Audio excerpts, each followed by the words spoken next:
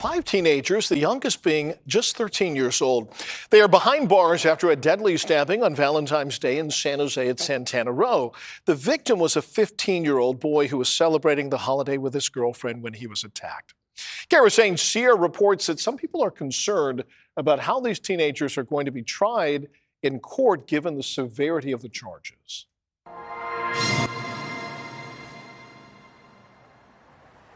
This is usually the good area from San Jose. This is nothing's supposed to happen here. Marco Calderon was in Santana Row the night after 15-year-old David Gutierrez was stabbed to death. I'm actually shocked. I'm not gonna lie to you. I'm actually shocked. Police say David was at Santana Row for a Valentine's Day date when he was confronted by 5 people believed to be part of a local gang. San Jose police said David, who had no gang affiliations, was chased and fatally stabbed by a 13-year-old in that group.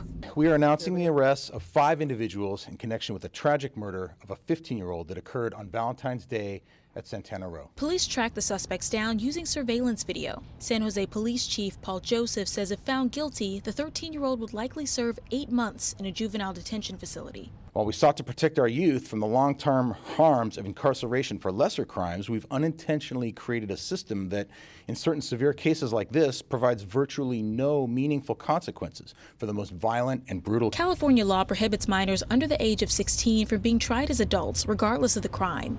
Legal analyst Stephen Clark says officials may have a difficult time sentencing if the suspect is found guilty. People under the age of 14 are presumed not to have the capacity to commit crimes.